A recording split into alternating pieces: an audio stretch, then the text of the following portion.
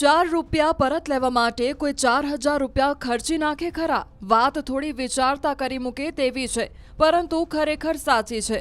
પોતાની મહેનતની કમાણીના ₹4 પરત લેવા જાગૃત નાગરિકે 4000નો ખર્ચ કરી લડત લડી। આ અનોખો કિસ્સો બન્યો છે પોરબંદરમાં। દિનેશ માંડવિયા નામના એક જાગૃત નાગરિકે મહાનગરપાલિકાના હાઉસ ટેક્સ વિભાગ પાસે માહિતી માંગી હતી અને તે માટે તેણે મનપા કર્મચારીના કહેવા મુજબ ₹4 ભરીને માહિતી મેળવી હતી। ત્યારબાદ અરજદારને જાણ થઈ કે ગુજરાત માહિતી આયોગની સૂચના મુજબ 5 નકલ સુધીની માહિતી અરજદારોને વિનામૂલ્યે આપવાની હોય છે, જેથી અરજદારે પોતાની લડત શરૂ કરીને માહિતી આયોગની કચેરીમાં જઈને જાણ કરી। આખરે પોરબંદર મહાનગરપાલિકાએ અરજદાર પાસેથી ખોટી રીતે ₹4 લીધેલ હોવાથી અરજદાર દિનેશ માંડવિયાએ પોરબંદર મહાનગરપાલિકામાં અપીલ કરી। ત્યારબાદ અરજદારને ₹4નો ચેક આપી તેના પૈસા પરત કરવામાં આવ્યા છે।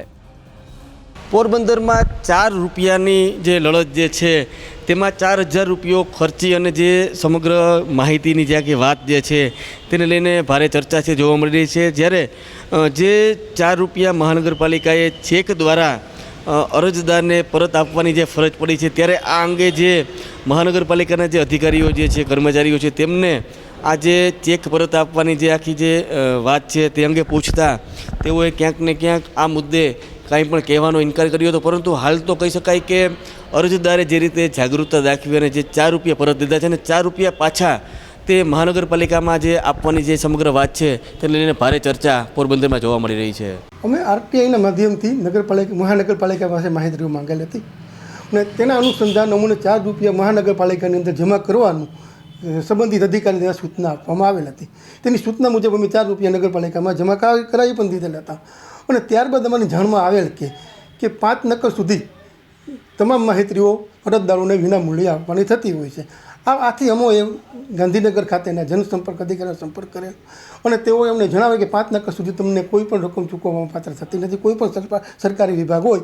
એટલે અમારી જાણમાં આવેલ કે અમારી સાથે ગંભીર પ્રકારની એક છેતરપિંડી થઈ છે। આથી અમે નગરપાલિકામાં અપીલમાં ગયા અને ત્યારબાદ નગરપાલિકા દ્વારા અમને ₹4 પરત આપવામાં આવેલ છે।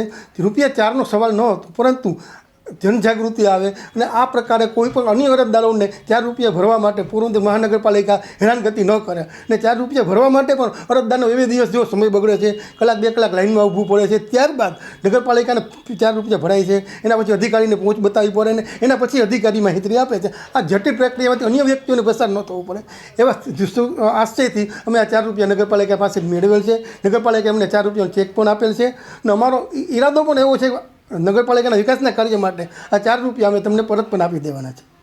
આ સમગ્ર બાબત 4 મહિના સુધી ચાલેલી હતી અને ઓછામાં ઓછો 4000 જેવો અમને ખર્ચ આવેલો છે।